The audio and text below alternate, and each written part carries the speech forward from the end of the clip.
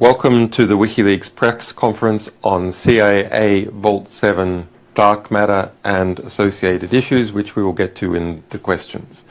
Today, March 23rd, 2017, WikiLeaks releases CIA Vault 7 dark matter, which contains documentations for several CIA projects, including of that name, that infect Apple Macintosh computer firmware, meaning the infection persists even if the operating system is reinstalled.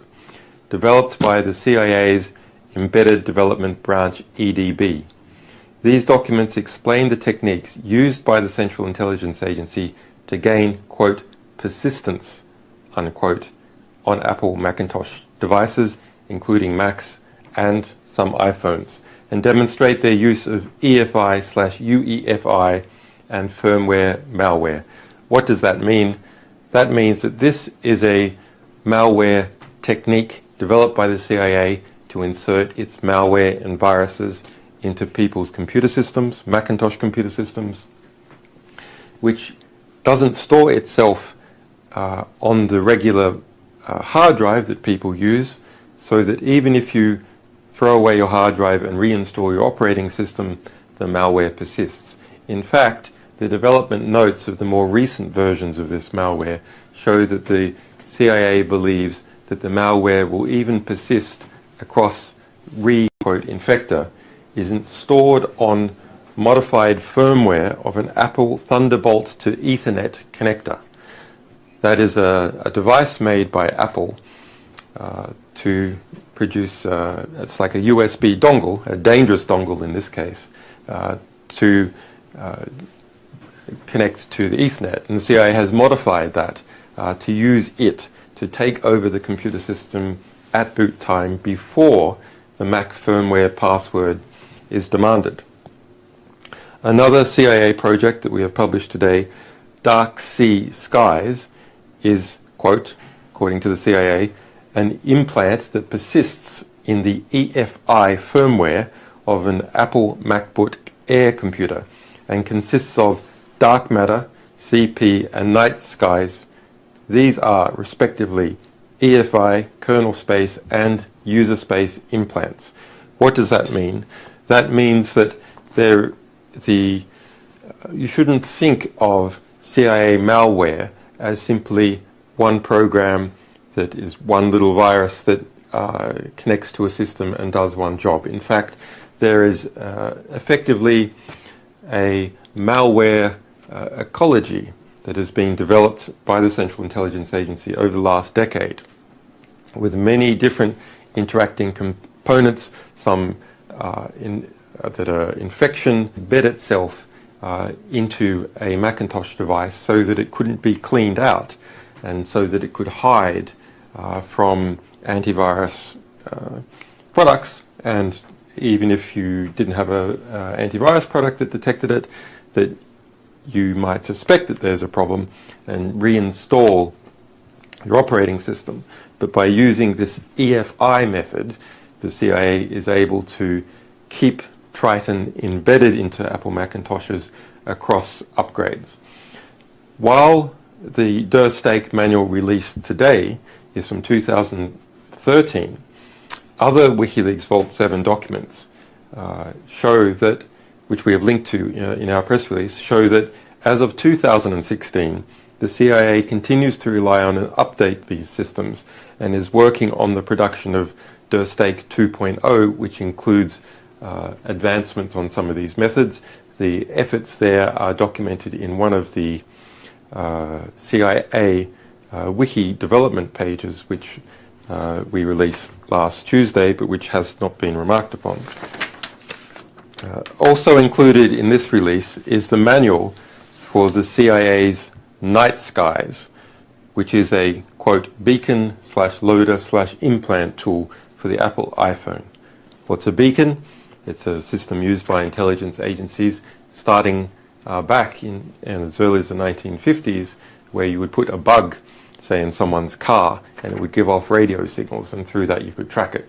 Well, modern beacons infest things like iPhones, and they report back over the internet where the iPhone is, other stats on the iPhone back to the CIA, saying, here I am, I'm awaiting instructions, give me more instructions. Noteworthy is that Night Skies had reached version 1.2 by 2008. So that means it had been in the process of development for some time, by 2008, but it is expressly designed to be physically installed onto factory fresh iPhones. Not an iPhone that has been stolen from you by a CIA asset and then implanted with this material, but in an iPhone before you even get it. That is not saying possibly some other applications as well from reading these documents, other interdiction methods, which is, say, for example, if the CIA has an asset, maybe it will give one of these phones to its asset, or give them to the asset to give to someone else. Okay, so that's the new release for today. I want to put it into some political context, and I find this very important. There's a lot of good technical publications like Wired, Motherboard, and so on, and these technical publications concentrate on the technology, and they're all a bit in love with the technology, and these publications are in fact very easy to, unfortunately, politically fool through the use of euphemistic code words, which are perceived to be funny. For example, there were several Japanese smileys in the publications we produced on Tuesday. But because they're technical publications, they specialize in technical aspects, not looking at how those technical aspects connect to the institutional, political and geopolitical components that, of course, involve any large organization like a Central Intelligence Agency, which has to fight for budget and depends on particular alliances within a state and without a state and between states to do its work. So let's pull back. Yes, the Central Intelligence Agency has produced methods of infecting Apple Macintoshes, which are used all around the world, and iPhones, and it has quite it has a very considerable effort to do that through its embedded development branch, but also other branches, and there's a lot more material on that to come. What we've produced today with dark matter is just a small example. But the Central Intelligence Agency is the largest intelligence agency in the world. Now, it's an an organization with tens of thousands of people. There's many good people in there. There's internal divisions about some of the unethical practices that have been conducted. And every country that wants to be independent and determine its own CIA should be broken into 1,000 pieces and splintered to the wind because it had gotten so out of control. This lack of control comes about in a very obvious manner. You have a secretive agency, and secrecy, of course, breeds corruption normally, but you have an agency which trains its people to lie and to engage in cover-ups and clandestine activities. So already you have an agency whose staff receive values and expertise that make them very hard to manage and very hard for there to be internal accountability. And then, because the CIA crept from being an agency which reports on what is going in the world, potentially a positive thing to understand the world and produce comprehensible reports about what is occurring, to an agency which reports on the world and then commits actions to overthrow governments, to influence elections. The Cornell University report from last year says that the Central Intelligence Agency and associated agencies in the United States since 1949 have interfered in more than 81 elections around the world, not including coups. It then became an agency which reported on its own activities in the world and recommended what activities to conduct. So this means that the agency The CIA is more known because it's more directly involved in political action, but the National Security Agency was doing vastly more electronic spying, and as a result it had a larger budget and it could fight for its place at the budgetary table. Since 9/11, the Central Intelligence Agency has overtaken the National Security Agency as the budgetary dominant intelligence agency within the United States. Its budget is now about 1.5 times that of the National Security Agency, so the position has been reversed. As a result of that tax largesse, the Central Intelligence Agency has increased its institutional ambitions to the point where it is rivaling the Air Force now by commanding its own worldwide drone fleet.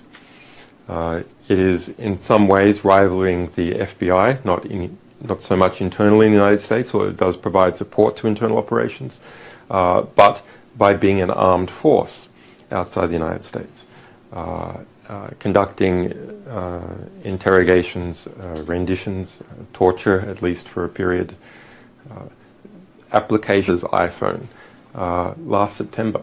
That information has come out. You can find it if you search for it. If you search for it hard on some dark site, it's a very interesting question. Who's done that? I speculate probably Ukrainian intelligence agency, but it's not entirely clear who's done it. But it does show just how invasive it is, because people now put nearly all of their lives, and not all of their lives, but they put a substantial fraction of their life, their most intimate communications with others, where they are, their thoughts as they search for things, into one device, a smartphone. And so where a smartphone is hacked, not only can they be hacked, but once they are hacked, because of the unification of chat systems, communications, etc., video into one smartphone, the large extent of the life is exposed. Okay, let's move to questions. Thomas Fox Brewster, security reporter from Fox News, says, you made demands of tech firms before handing over CIA exploits. What were those demands, and has the info been handed over? Well, I think demands is a bit of a strange word to use. This is a serious business. These exploits that have been produced by the CIA can affect millions and millions of people. So it has to be done cautiously. There have to be security channels involved, and there has to be agreements that the vendors will in fact be responsive and will produce security fixes. WikiLeaks has no obligation. We're a publisher. We specialize in investigating, publishing, and fighting to secure sources and for the rights of journalists and others to freely express themselves. So this is not our business, but we work for us. It is my view that the security teams are actually very responsive and doing a good job at the major organizations. In some, there has been hold-up at the legal end and possibly the political end. And I'll just go through a chronology. On March the 12th, we contacted Mozilla, Google, Apple, and Microsoft. Cisco was also very proactive, and one of their lead security engineers contacted us proactively. Some of you will have noticed that they put out an advisory day before yesterday on one of the CIA exploits, which affects more than 300 types of Cisco routers, that has permitted Cisco to alert its users so they can disable that service, Telnet, which is has the hole which the CIA or anyone else can use to, in theory, exploit to get into these systems. We didn't publish the exploit itself, but a description of it, and that description was enough for Cisco to work out what it was. The same day, March the 12th, Mozilla replied agreeing to our terms. So what were the terms? Nothing surprising there. Industry standard 90-day response plan. So within the computer industry, there's been a debate over the years about what happens when someone finds a 0-day or security weakness in a computer system that that we use to underpin modern life. Many people use. Should you just give it to the manufacturer and say nothing and wait? Should you just publish it straight away? So everyone is aware of the problem and can take steps to deal with it. Well, the problem is if you publish it straight away to everyone, and there is actually a lot to be said for that. The problem is that all the good guys get it at the same time as all the bad guys get it. And therefore you've got a race condition between the good guys and the bad guys. Now, large organizations have dedicated computer security teams, and they can respond quickly and effectively to such notifications about vulnerabilities, and they do it all the time. But smaller organizations don't, so they can be ignorant or just unaware, or they don't know what to do, so they have to wait for some fix from the manufacturer. Okay, well, what about if you just give it to the manufacturer? You give notification of the vulnerability that you've found. What happens then? And you just wait for a fix. Well, they don't fix it. That's been the long experience of people, security consultants, who have found these things. They just don't fix it. Why? Because there's not pressure to do it. It costs money. It's embarrassing, etc. So over time, the industry has evolved to and we were responsive. March 13, Google acknowledged receipt of our initial approach, but didn't address the terms. There's no, we didn't demand money from these organizations, etc. All that is in our terms is the standard industry terms.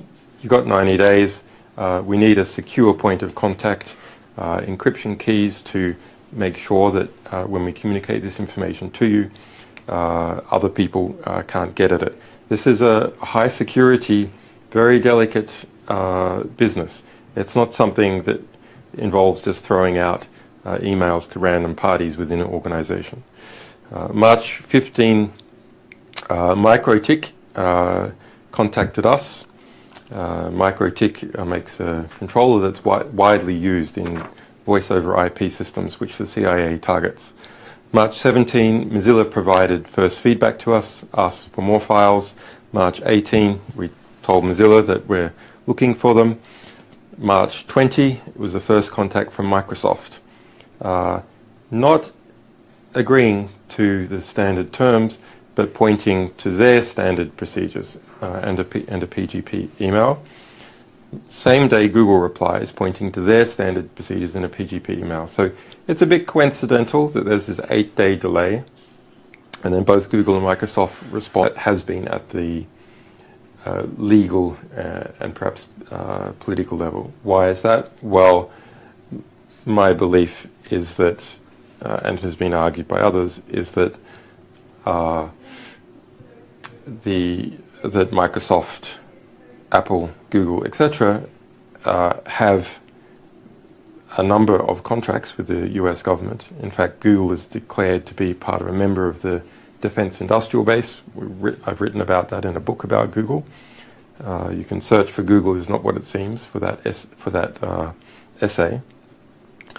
And the kind of computer security people that you need to understand this are frequently involved in a revolving door with military and intelligence contractors.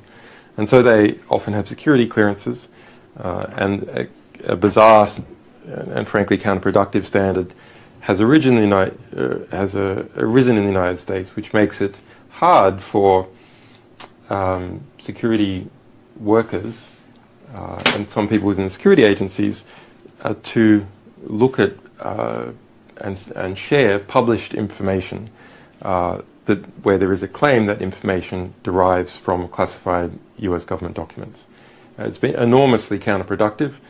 We've seen it in several of our publications, and it's used also for political reasons, to tell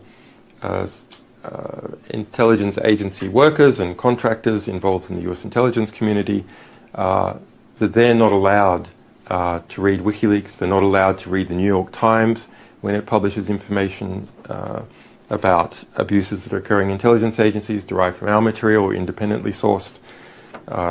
So it's a dual purpose. It's used to prevent people in the intelligence community from having intellectual exposure to arguments about why their organization is doing poorly, and at the same time to security flaws in their products that can be pervasive and affect everyone. So they have systems to turn those around very quickly, sometimes a matter of days. Other times they get lazy or distracted, or the security flaw affects a system that is involved in many other systems, and then therefore requires extensive testing before the patch is sent out, because you could have a security flaw in your security flaw, and that has happened in the past. Sorry, you could have a security flaw in your fix to the security flaw, and that has happened. And so those can take a few weeks. But we're giving them 90 days, which tends to be on the upper end of the disclosure timeline. Of course, in a particular case, if a manufacturer writes to us and says that this particular flaw, this particular vulnerability that the CIA is exploiting is extremely difficult to fix in practice, extremely difficult to create a patch for, and they need more time to test it and roll it out, etc., then that's a dialogue we can have. Jeff Peggs from CBS News: why did you release the documents on Tuesday? Could you comment on the timing? That's clearly referring to Vault 7 Part 1, our first release of the CIA documents, which you can find at wikileaks.org/CIAV7P1. That's CIAV7P1. Well, I mean, this question, unfortunately, is like many questions that I feel are politicized. Instead of looking into what information has been released, which is extensive, more than 8,000 documents, in this case from the Central Intelligence Agency, and what that implies and who it might affect and what people can do about it to remediate it, or what does it say about where these kind of intelligence exploits are going, it tries to erect some kind of what seems to me to be a conspiracy theory about the timing to distract from the content. I think that is unfortunate. In the initial press release, we document exactly why we released an intelligence publication in history. So how these things go is you do a survey of the material you have, then you concentrate on more in-depth surveys of particular parts. You try and understand who in the world is the best or has the best expertise, and understanding that can they be trusted to keep material confidential during the research phase. Do they have the necessary OPSEC, the necessary operational security? Can they essentially secure themselves while they do this research? That's a really hard problem, because look at what we're publishing.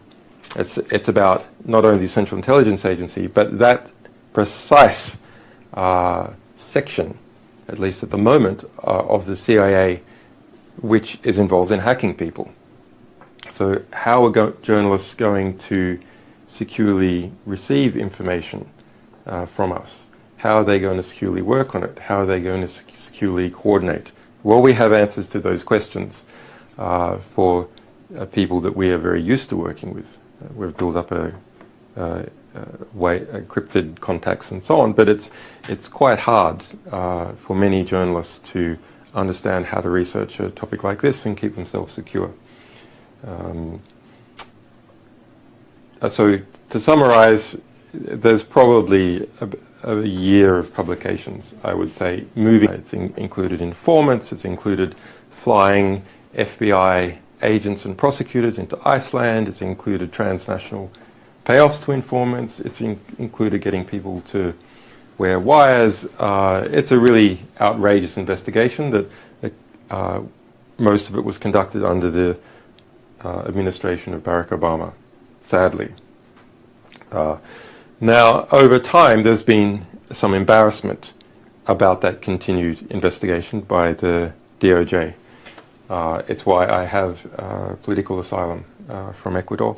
The United Nations, twice in the last 12 months, has said that my ongoing detention is illegal under international law, the binding international law that the UK is part of, and Sweden. But formally, it continues on. And there was a statement recently that that grand jury process has now been expanded to include this recent publication of Vault 7 material. It's not clear whether that is concentrating on the alleged sources for the material or whether it is also going to look at the publisher and the journalists involved. Now, you might think, well, okay, after Barack Obama gave Chelsea Manning, or promised to give Chelsea Manning a clemency, she's going to be released, predictably disastrous results. So as a result, there was a lot of opposition within the Democratic Party to Barack Obama pardoning Chelsea Manning under the basis that this is what I had campaigned for, it's what WikiLeaks had campaigned for a long time. It would basically be giving WikiLeaks a free kick. So we want to make it so it wasn't a free kick, so that it could be argued within inside the Democratic Party that I will suffer, or WikiLeaks will suffer. And so he said, okay, if you do that, then I will come to the United States if he's pardoned, etc. Now he hasn't been released. That's May 19. But I'm very happy to engage with the process in the United States, provided my rights are respected. Why is that? WikiLeaks is a publisher. I'm a publisher. We have the UN on side. I formally have political asylum. This is a completely absurd case against me and possibly our staff. They've certainly been swept up in it. It's a completely absurd case. We wrote to Loretta Lynch. We've written to DOJ many times asking them to drop the case. We wrote again to Loretta Lynch shortly before the November 8 election, asking her again to drop that case because it's unconstitutional under the First Amendment.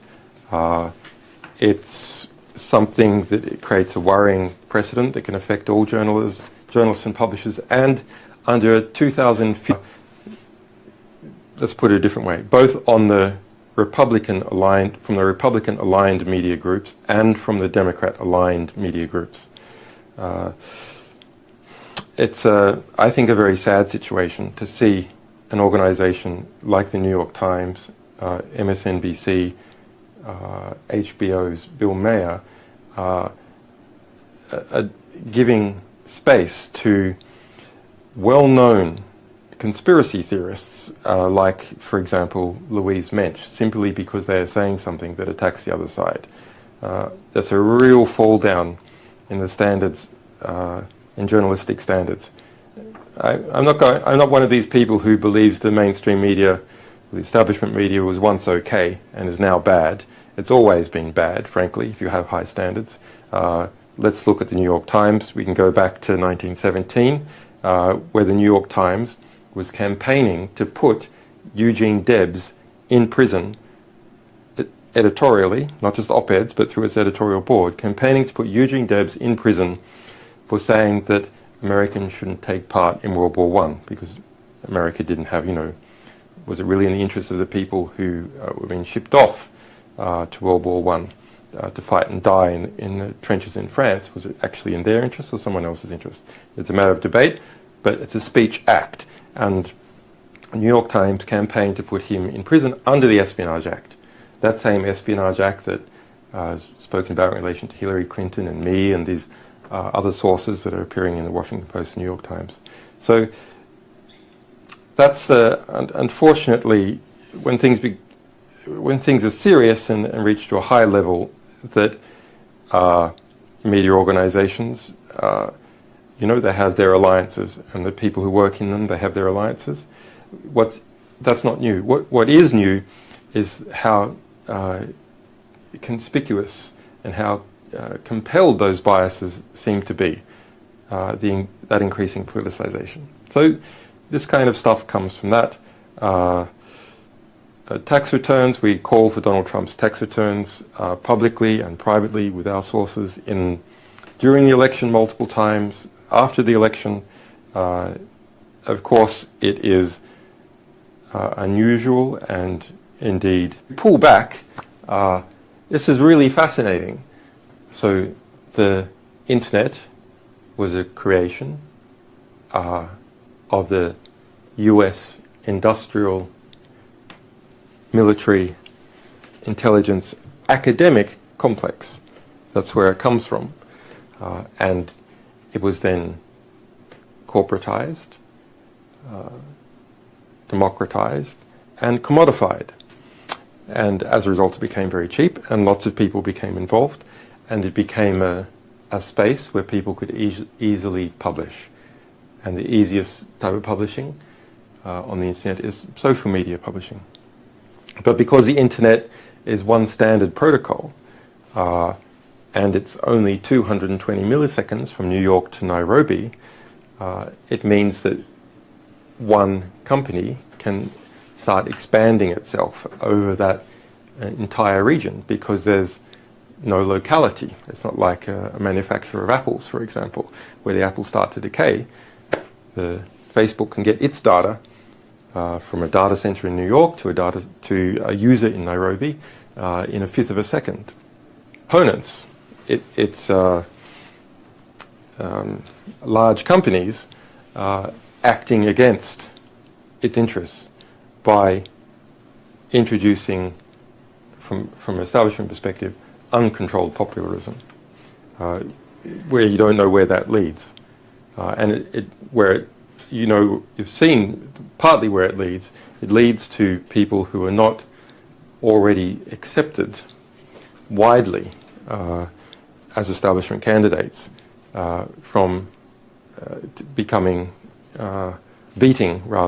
existing establishment candidates. They're approved of the major sections of establishments in different countries.